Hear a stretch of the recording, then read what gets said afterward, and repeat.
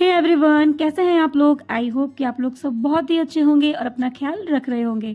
आज के इस वीडियो में मैं आपके साथ शेयर करूंगी किचन से जुड़े हुए ऐसे बहुत सारे टिप्स और ट्रिक्स जो आपका जो डेली काम होता है किचन का वो ज़रूर आसान करेगी। और टाइम तो सेव होगा, वो तो अलग ही बात है। सो बिना किसी देरी के स्टार्ट कर लेते हैं आज का हमारा बहुत ही इंटरेस्टिंग सा वीडियो। लेकिन उससे पहले अगर आप चैनल पर नए हैं और इस तरह की वीडियोज़ देखना पसंद करते हैं तो ज़रूर इस चैनल को सब्सक्राइब कीजिएगा। और अगर वीडियो पसंद आएगा तो उसे लाइक किए बिना नहीं जाइएगा।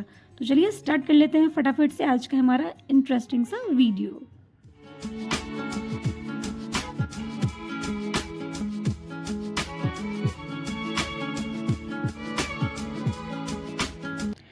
तो स्टार्ट करते हैं हमारे फर्स्ट टिप की तरफ। जब हम चॉपिंग बोर्ड को लेकर के इस तरह से किसी सब्जी को चॉप करते हैं तो वो अपनी जगह से बहुत ज़्यादा खिसकने लगती है। और अगर नाइफ वगैरह थोड़ा शार्प हो तो हाथों को कटने का भी डर होता है। तो उसके लिए आप ये ट्रिक ज़रूर अप्लाई कीजिएगा। इस तरह से 2 रबर बैंड ले लीजिए और दोनों एंड पर चॉपिंग बोर्ड के दोनों एंड पे लगा दीजिए। इससे क्या होगा कि वो अच्छा सा एक ग्रिप बना लेगा आपका प्लेटफॉर्म के नीचे, आपके काउंटर टॉप के ऊपर। और आप सब्जियों को चॉप करेंगे तो बिल्कुल भी वो मूव नहीं करेगा। आप आसानी से सब्जियों को चॉप कर सकेंगे। चॉपिंग बोर्ड जब अपने जगह से खिसक जाए तो काम करना थोड़ा मुश्किल हो जाता है, थोड़ा सा वो डेंजरस भी हो जाता है।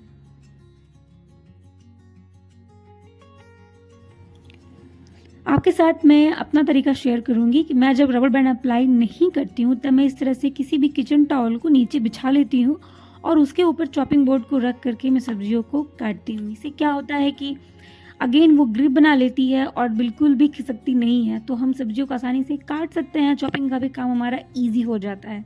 तो भी ना बहुत ही काम के टिप।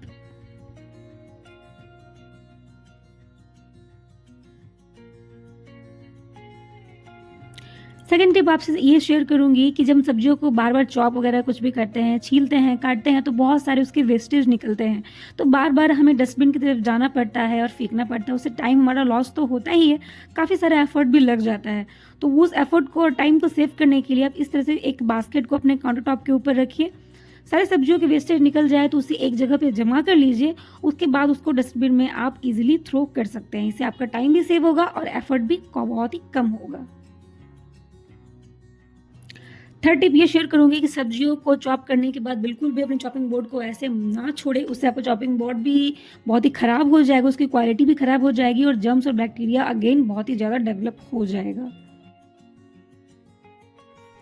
नेक्स्ट स्टेप के साथ ये शेयर करूंगी कि चॉपिंग बोर्ड को धोने के बाद जब हम ऐसे ही उसे रख देते हैं तो उसकी जो नीचे का जो एरिया है वहाँ धीरे धीरे ब्लैक होना स्टार्ट हो जाता है और बहुत ही गंदा सा लगने लगता है। तो मैं इस गलती को अब सुधार चुकी हूँ, तो मैं उसे एज इट इज़ नहीं छोड़ती। आप नीचे अपना कोई हीट पैड या कुछ भी इस तरह का चीज़ रख दीजिए जो उसके कांटेक्ट में, ज़मीन के कांटेक्ट में ना हो और आपका काम आसान हो जाए। अब चलते हैं अपने नेक्स्ट टिप की तरफ। हम जब किचन में काम करते हैं, सब्जियों को चॉप वगैरह करते हैं, हमारा नाइफ अगर शार्प ना हो तो काफ़ी सारा टाइम और एफर्ट हमारा चला जाता है। तो उस सिचुएशन में अगर आपके पास इस तरह की कोई सिरामिक की कप है, अगर वेस्ट पड़ी हुई है, जैसे कि मेरा ये टूट चुका था, तो उसे आप लेकर के उसे पीछे की तरफ से नाइफ्स को 3-4 स्ट्रोक लगाइए। बस 3-4 स्ट्रोक लगाने से ही आपका जो नाइफ का जो शार्पनेस है वो अगेन वापस आ जाएगा और बहुत ही आसान तरीके से आप सब्जियों को चॉप कर सकेंगे। जैसे कि मैं इस वीडियो में आपके शेयर कर रही हूँ, टमाटो को कट कर रही हूँ। जनरल टमाटो को पतले पतले स्लाइस करना अगर नाइफ शार्प नहीं हो तो नहीं हो पाता है। तो देखा आपने कि शार्प नाइफ होने के बाद हमारी सब्जियों को चॉप करना बहुत ही ईजी हो जाता है। लेकिन एक बात का ध्यान रखिएगा, ज़्यादा शार्प मत कीजिएगा, उससे आपको हाथों को कटने का डर रहेगा। तो एक लिमिट टाइम के लिए ही आप उसे शार्प कीजिएगा। तो चलिए अब नेक्स्ट स्टेप की तरफ चलते हैं। अगर इस तरह की कोई भी कप अगर टूट चुकी है और किचन में आप उसे यूज़ नहीं कर रहे हैं तो उसे आप अगेन इस तरह से टिश्यू पेपर को होल्ड करने के लिए भी यूज़ कर सकते हैं। बहुत ही अच्छा काम करती है। मैंने भी इस कप को as a tissue paper holder use कर रही हूँ और काफ़ी ज़्यादा ये वर्क करती है।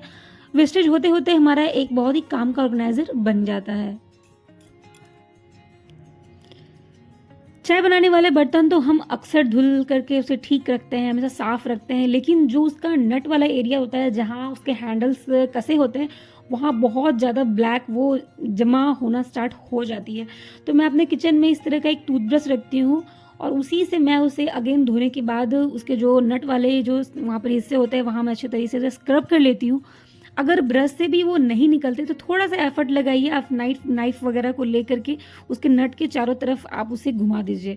तो हाँ, बहुत सारा आपको ब्लैक जैसा देखने को मिलेगा, जो कि अगेन बहुत वहाँ जमा हो जाती है, और जब भी आप चाय बनाएँगे तो वहाँ बहुत सारा बैक्टीरिया वगैरह जो भी रहेगा वो आपके चाय वगैरह में भी डिपॉज़िट हो जाएगा। तो मेक श्योर कीजिए कि आप वॉश करने के बाद 1 मिनट दे कर के इसकी क्लीनिंग ज़रूर कीजिए। ये बहुत ही अच्छी हैबिट है और साथ ही आपके किचन के जितने भी बर्तन हैं उसे क्लीन और हमेशा चमचमाता हुआ भी रखेगी।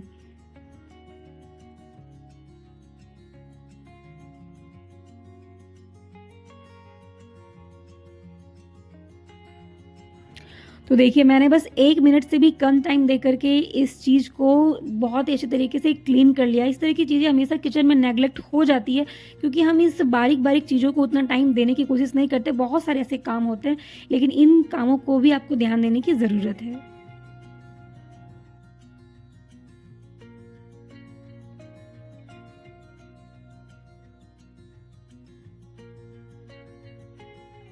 नेक्स्ट स्टेप के साथ ये शेयर करूँगी, काउंटर टॉप के ऊपर में जब हमारा बेसिन एरिया होता है, वहाँ अक्सर पानी वगैरह हमेशा पड़ता ही रहता है। तो आप बार-बार अगर कपड़े को स्क्वीज़ करेंगे, बार-बार करेंगे, बार-बार वहाँ पर वाइप करेंगे, तो बहुत सारा टाइम भी चला जाता है और एफर्ट तो हमारा जाता ही है। तो उस सिचुएशन में आप अपने किचन के लिए एक इस तरह का एक छोटा-सा वाइपर रखिए, वो आपका काम बहुत ही ज़्यादा आसान कर देगी और काउंटर टॉप बिल्कुल ही अच्छे तरीके से ड्राई हो जाएगा, बिल्कुल भी पानी नहीं बचता है। ये मेरा ट्राइड एंड टेस्टेड मेथड है, तो आप प्लीज़ अपने किचन में इस तरह का क्लीनिंग टूल ज़रूर रखिए।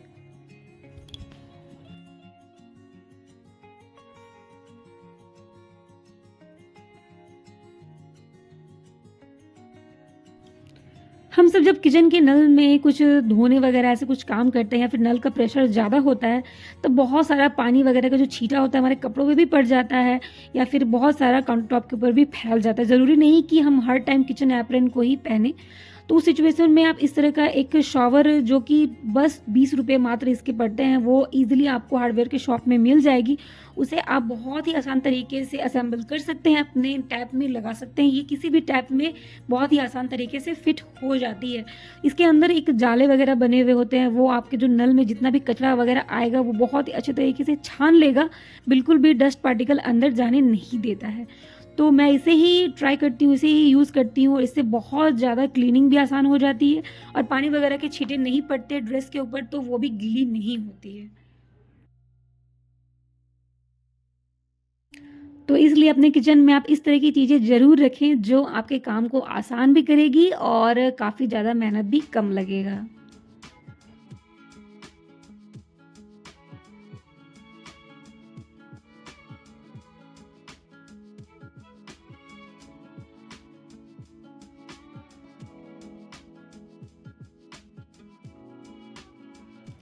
चलते हैं अपने नेक्स्ट टिप की तरफ। जब भी आप दूध लेकर के आएँ तो बिना उसे छाने मत बॉयल कीजिएगा कि डायरेक्ट ही बॉयल कर लिए। तो बहुत सारे ऐसे जो गाय के जो छोटे-छोटे बाल होते हैं, रोएँ होते हैं, वो हमारे लिए बहुत ही हार्मफुल होते हैं। तो मेक श्योर कीजिए कि उसे बिना छाने आप बॉयल ना करें।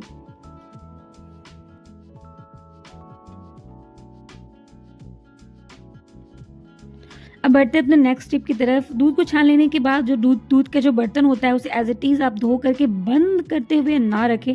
इससे उसका स्मेल अगेन वहाँ पर जमा हो जाएगा और बाद में दूध वगैरह आप लीजिएगा और ऐसे छोड़ दीजिएगा तो फटने का भी डर रहता है। तो हमेशा दूध को निकाल लेने के बाद बर्तन को अच्छे तरीके से वॉश कर लीजिए और वॉश करने के बाद उसे ओपन ही रहने दीजिए। इससे जितना भी स्मेल होगा वो सब कुछ निकल जाएगा और नेक्स्ट डे आप दूध लेने जाएँगे तो दूध का बर्तन बिल्कुल भी स्मेल नहीं करेगा।